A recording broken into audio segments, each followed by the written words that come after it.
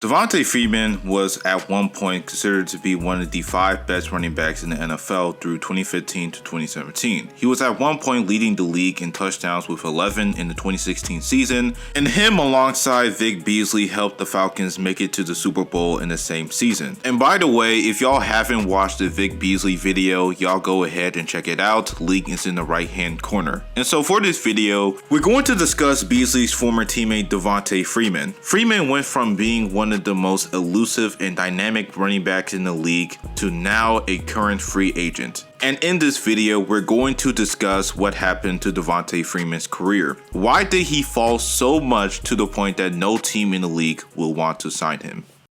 A-Man, say man. This is the A-Man Show, back at it again for more content. Make sure y'all subscribe and turn on post notifications so that way y'all stay tuned for more videos I put out. Anyways, stay tuned and cue the intro.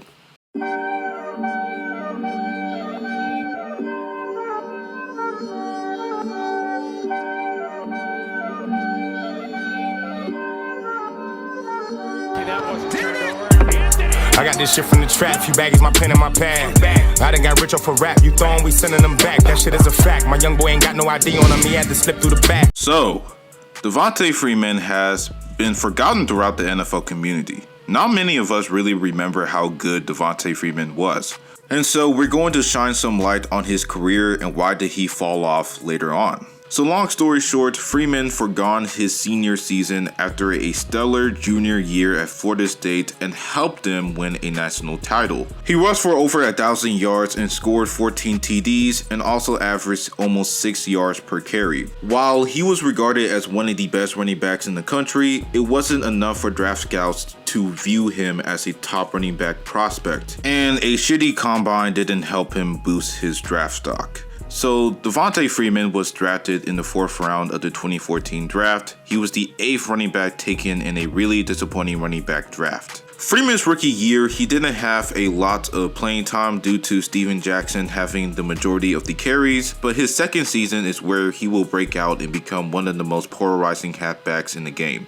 In his first career start against the Cowboys, he will have a game where he will rush for over 140 yards and 3 touchdowns on 30 carries in a 39-28 win against the sorry Cowboys.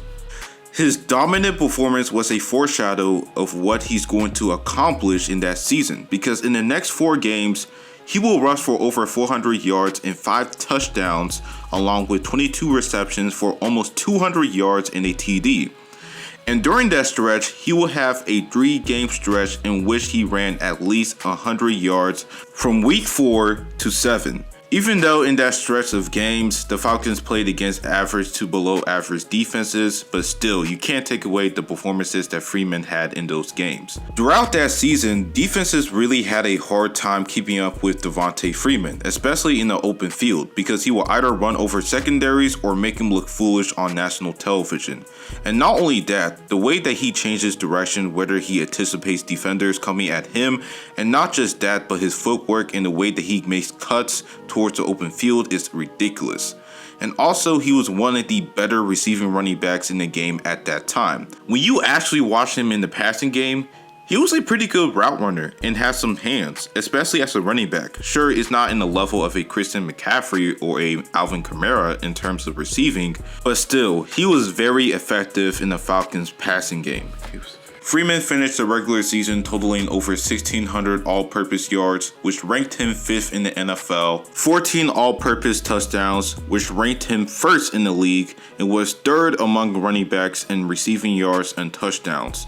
His production helped the Falcons improve to an 8-8 record, even though they didn't make the playoffs, but the Falcons would have a much worse record if Devonta Freeman did not break out that season. The following year, the Falcons go off to a great start. Through week 5, they were 4-1, but they will struggle through week 6 to week 10. But in the second half of that year, they would go 5-1 through week 12 to week 17. Freeman continued on with his superb play in the regular season. The Falcons will have the best offense in the NFL, and Freeman's production contributed to their dominance.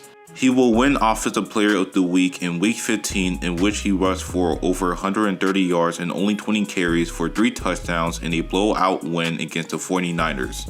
Devonta Freeman will have a nearly identical season in 2016, rushed for over 1,000 yards and 11 touchdowns on 227 carries, averaged almost 5 yards per carry. Yeah, his passing stats are a little down due to Matt Ryan leading towards the receiving core more, but still, Freeman was effective in Atlanta's passing game. He will make his second consecutive Pro Bowl and played a significant role in the Falcons' run to the Super Bowl. Although they will choke a 3-touchdown lead against the Patriots, Freeman was instrumental for the Falcons throughout the game, especially in the first half, as he will have over 100 scrimmage yards and a touchdown. Freeman in those 2 seasons was one of the most elusive, toughest, and complete running backs in the NFL, and had 2 seasons in which he rushed for over at least 1,000 yards and 10 touchdowns, while averaging 4.5 yards per carry, and also recorded at least 60 receptions for 400 yards and 2 TDs.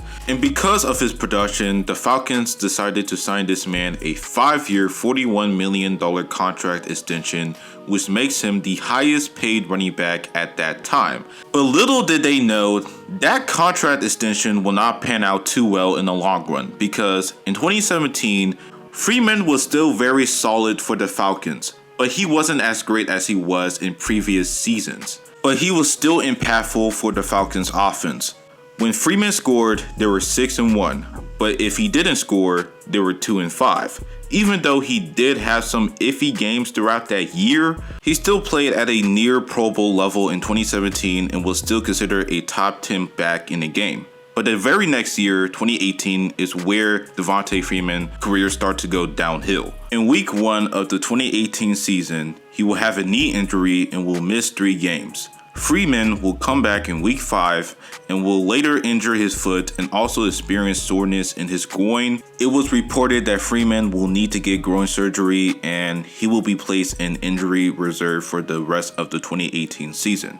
Yeah, that contract the Falcons gave Freeman is not panning out the way they thought it did. And what's worse is that Freeman tried to have a resurgence year in 2019, but it was clear that those injuries that he suffered the prior year has zapped his quickness and burst, and now teams don't really need to game plan him as much as they did in years past. Devonta Freeman will have a disappointing year in 2019 as he will have over 180 carries for over 650 yards and 2 TDs while averaging 3.6 yards per carry. Despite him being pretty solid in the passing game, his rushing numbers are really underwhelming and the Falcons were ranked 30th in rushing. And so the Falcons decided to release Devonta Freeman after the 2019 season. And what's worse is that he still have 2 years left of that contract he signed in 2017, and they voided it.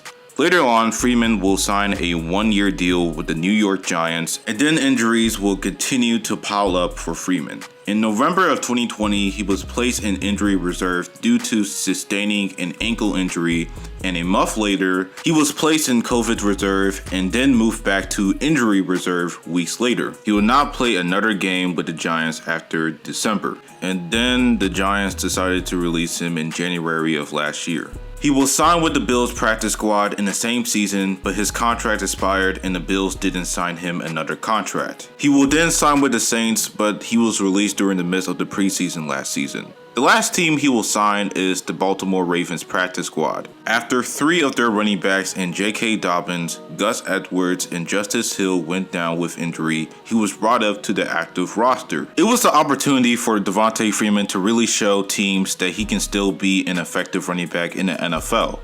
Last season, he provided decent production for the Ravens running game, but he didn't have a single game in which he had over 100 yards rushing. But despite that, he had a decent year with the Ravens. He had 133 carries for over 500 yards and 5 touchdowns, while averaging a great 4.3 yards per carry. Obviously, it wasn't enough for the Ravens to keep him long term, so now currently he is a free agent, and no team are looking towards signing him to a contract. So what happened to Devonta Freeman?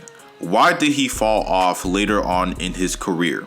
Well, first and foremost, bad luck is the first thing to mention here, because all the injuries he suffered in 2018 has really zapped him from what he was through 2015 to 2017.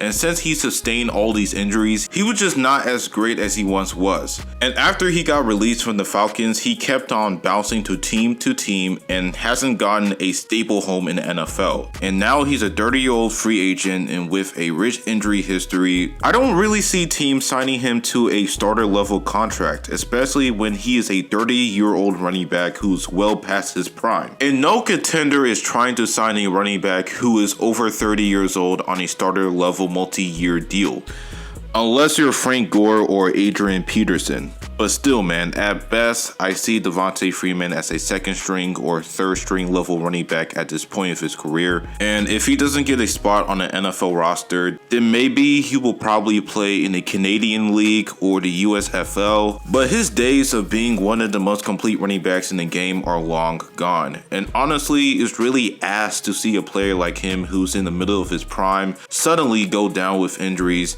and never be the same. Had Devonta Freeman didn't sustain all these injuries in the 2018 season, he probably had more Pro Bowl level seasons and will still be in an active roster today. But that wasn't the case. And so Devonta Freeman went from being an all-pro running back to now out of the league. Thank y'all for watching the vid. What are y'all thoughts on this video? I really want to know y'all's thoughts on Devonta Freeman, and make sure y'all subscribe for more NBA and NFL content in the future and turn on post notifications, and that is all. Stay litty. This is the A-Man Show. Sign out.